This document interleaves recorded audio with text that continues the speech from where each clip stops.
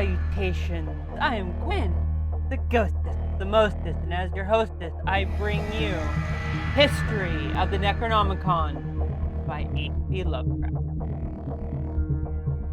Original title, L as If. Being the word used by Arabs to designate that nocturnal sound made by insects, supposed to be the howling of daemons, composed by Abdul al-Harazad, a mad poet of Sanaa in Yemen, who is said to have flourished during the period of the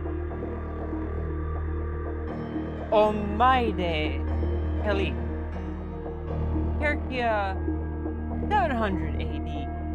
He visited the ruins of Babylon, subterranean secrets of Memphis, and spent 10 years alone in the great southern desert of Arabia.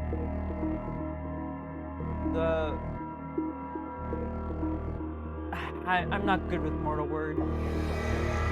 Roba el Kaliya, or empty space of the ancient, and the Dana, or crimson desert of the modern Arab, which is held to be inhabited by protected evil spirits and monsters of death. Of this desert, many strange and unbelievable marvels are told by those who pretend to have penetrated it. The last years, Al-Hazred dwelt in Damascus, where the Necronomicon, Al as If, was written, and of his final death or disappearance, 7380 AD, many terrible and conflicting things are told. He is said by Ibn Khali Khan, 12th century biographer, to have been seized by an invisible monster in broad daylight and devoured horribly before a large number of frozen witnesses.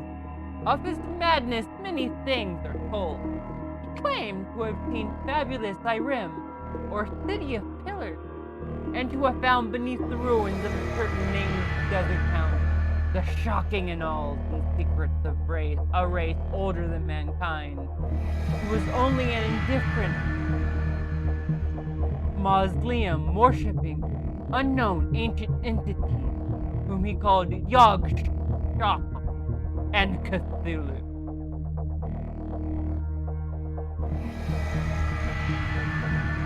In AD 950, the Yazid, which have gained a considerable though surreptitious circulation among philosophers of the age, was secretly translated into Greek by Theodosius Philaetius of Constantinople under the title Necronomicon. For centuries, it impelled certain experimenters to terrible attempts when it was suppressed and burnt by the patriarch Michael. After this, it is only heard of furtively, but 1228 Olaus Formian made a Latin translation later in the Middle Ages, and that Latin text has been printed twice. Lovecraft only thinks twice, but oh, trust me, it was more than that. Once in the 15th century in black letter, evidently in German, and once in the 17th, probably Spanish, both editions being without identifying marks, and located as the time and place by internal topographical evidence only. Also, Lovecraft didn't pen this, but supposedly it was also penned in Esperanto. But no one reads Esperanto, so thankfully no more mortals have gone insane from it.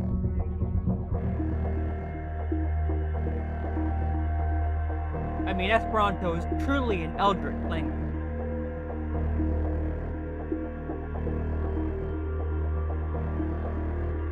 The work of Latin and Greek was banned by Pope Gregory IX in 1232, shortly after its Latin translation, which called attention. The Arabic original was lost as early as Hermias' time, as indicated by his prefatory note, and no sight of the Greek copy, which was printed in Italy between 1500 and 1050, has been reported since the burning of a certain Salem man's library in 1692. An English translation made by Dr. Dean was never printed and exists only in fragments recovered from the original manuscript.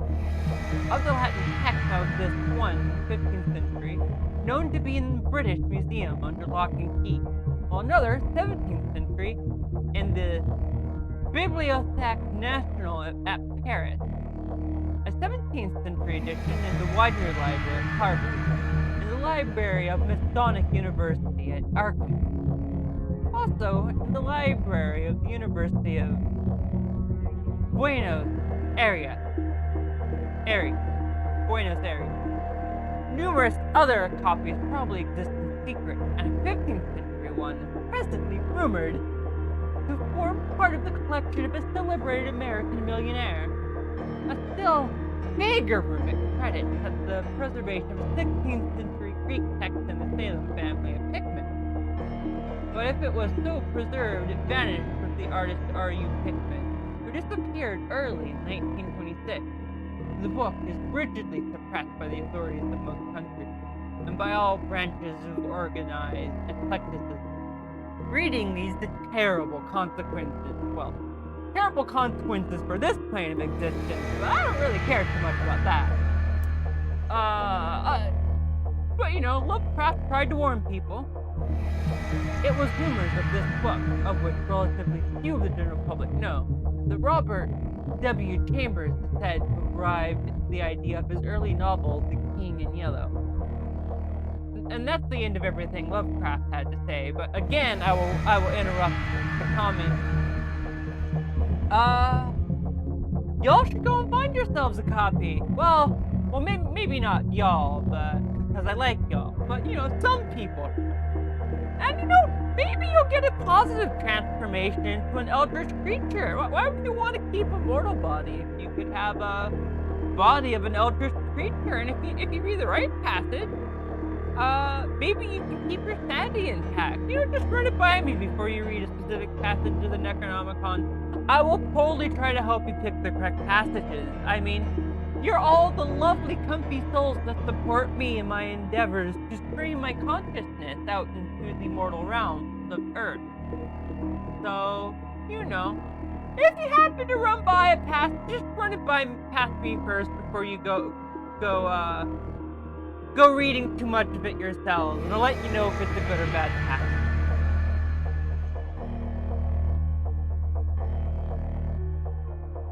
But yeah, I mean, it's not the most interesting thing from Lovecraft, but I really appreciate reading it. I just had to read it. I figured the poem was so short, so why not also just do that? And I was able to interject very interesting things, such as the fact that Esperanto is actually an eldritch tongue. People just don't realize it. But that's why you don't really hear it mentioned much or spoken much. Because anyone that understands Esperanto got his screw loose.